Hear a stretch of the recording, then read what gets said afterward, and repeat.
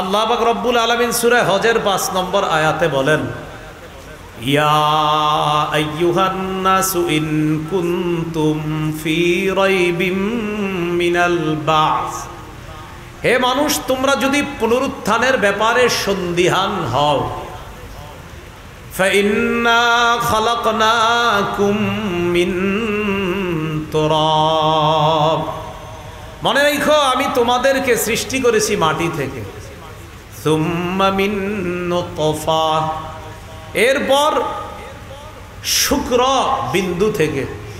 আসলে শুক্র বিন্দুর মধ্যে ফেরেশতার মাধ্যমে সামান্য একটু মাটির ছিটাও দেওয়া হয়, এটার মিশ্রণে আমাকে আপনাকে সৃষ্টি করা হয়।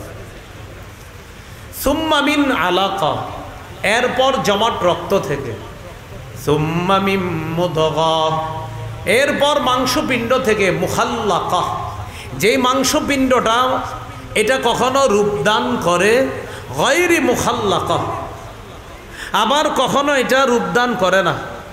রূপদান করার আগেই মায়ের পেটে এটা নষ্ট হয়ে বর্ষণ হয়ে যায়, মুখাল্লাকা ওয়া গায়রি মুখাল্লাকা। কখনো এই মাংসপিণ্ডটা এটা রূপদান করে আবার বাড়তে থাকে, কখনো রূপদান করার আগে গায়রি মুখাল্লাকা, এটা আবার রূপদানের আগেই শেষ হয়ে যায়, পেট থেকে বের হয়ে যায়। আল্লাহ পাক রব্বুল আলামিন চাইলে এটা বড় হয়। এটা কেন করি? লিনুবাইয়িনা লাকুম, আমি এইভাবে করি তোমাদেরকে বয়ান করার জন্য, জানিয়ে দেওয়ার জন্য, চিন্তা ভাবনা যেন করতে পারো। মাংসপিণ্ড করার পর ওয়ানুকিররু ফিল আরহামি মা নাশাউ ইলা আজালিম মুসাম্মা, এরপর আমি আল্লাহ যতদিন চাই নুকিররু ফিল আরহাম, মায়ের রেহেমের মধ্যে রেখে দেই। আমরা 10 মাস 10 দিন বলি, 10 মাস 10 দিনের বেশিও আল্লাহ রাখে। 11 মাস 12 মাস 13 14 মাসও সন্তান পেটে ছিল, এরকম হিস্ট্রি তো আমি জানি। কত মাস? 14, হ্যাঁ 9 মাসও হয়, 7 মাসে হয়। তা আল্লাহ বলেন আমি যতদিন ইচ্ছা, আমি যেই পরিমাণ ইচ্ছা মায়ের রেহেমের মধ্যে রেখে দিই। ইলা আজালিম মুসাম্মা, নির্দিষ্ট একটা সময় পর্যন্ত। কত সময় এটা আমি আল্লাহ জানি। সুম্মা নুখরিজুকুম তিফলা, এরপর তোমাদেরকে শিশু অবস্থায় তোমাদের মায়ের পেট থেকে বের করি। সুম্মা লিতাবলুগু আশুদ্দাকুম, এরপর তোমাদেরকে লালন পালন করি পরিণত বয়সে উপনীত হওয়া পর্যন্ত। ওয়ামিনকুম মাইয়ুতাওয়াফা, তোমাদের কেউ পরিণত বয়সে পৌঁছার আগেই মারা যায়। তোমাদের কেউ কেউ মারা যায় অনেক আগেই মারা যায়, বাচ্চা অবস্থায় মারা যায়, 2, 3, 4, 5 বছরে মারা যায়।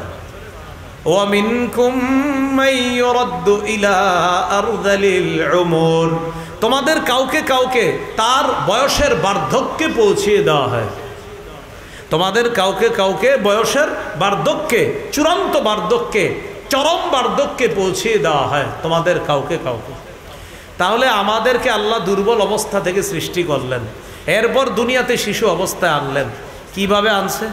সূরা নাহলের ৭৮ নম্বর আয়াতে আল্লাহ বলেন, ওয়াল্লাহু আখরাজাকুম মিন বুতুনি উম্মাহাতিকুম লা তা'লামুনা শাইআ, আল্লাহ তোমাদেরকে তোমাদের মায়ের পেট থেকে বের করেছেন, তোমরা কিছুই জানতা না। ওয়া জাআলা লাকুমুস সামআ, তিনি তোমাদেরকে শ্রবণ শক্তি দিলেন। ওয়াল আবসারা, তিনি তোমাদেরকে দৃষ্টি শক্তি দিলেন। ওয়াল আফইদা, তিনি তোমাদেরকে অন্তঃকরণ দিলেন। তিনি তোমাদেরকে অনুভব করার জন্য হৃদয় দিলেন, অন্তর দিলেন। লাআল্লাকুম তাশকুরুন, বড় হওয়ার পর যেন আল্লাহর শুকরিয়া আদায় করতে পারো। বলেন আলহামদুলিল্লাহ। আমাদের চোখ কান কে দিয়েছেন? আল্লাহ। এরপরে আমাদেরকে কিভাবে আল্লাহ পাক রব্বুল আলামিন সুন্দর গঠন করছে, সূরা ইনফিতারের মধ্যে আল্লাহ বলেন, ইয়া আইয়ুহাল ইনসান মা গাররাকা বিরাব্বিকাল কারীম, হে মানুষ কিসে তোমাকে তোমার সম্মানিত রবের ব্যাপারে ধোকায় ফেলে রেখেছে। আল্লাযী খালাকাকা, যিনি তোমাকে সৃষ্টি করেছেন। ফাসাওয়াকা, সুগঠিত করেছেন। ফাআদালাকা, সুসম করেছেন। নাকটা যেখানে দেওয়ার দরকার, কানটা যেখানে দেওয়ার দরকার, চোখ যেখানে দেওয়ার দরকার, ঠিক সেখানেই দিয়েছেন। ফি আই সূরাতিম মা শাআ, যেই আকৃতিতে তিনি চেয়েছেন, রক্কাবাকা, তোমাকে আল্লাহ গঠন করেছেন। তাহলে আমাদেরকে দেখেন কত সুন্দর একটা শরীর, দুর্বল অবস্থা থেকে, প্রথম থেকে আসেন কিছুই ছিলাম না, সেখান থেকে আসলাম নাপাক পানি, এখানে মাটির মিশ্রণ, এইভাবে আল্লাহ মায়ের পেটে আস্তে আস্তে বড় করে দুনিয়াতে আনলেন, সুসমভাবে আমাদের দেহের গঠন করলেন আল্লাহ। বলি আলহামদুলিল্লাহ। এইভাবে আল্লাহ আমাদেরকে দুনিয়াতে আনছেন যেন আমরা আল্লাহর শুকরিয়া আদায় বেশি বেশি করতে পারি। আল্লাহ তৌফিক দান করেন।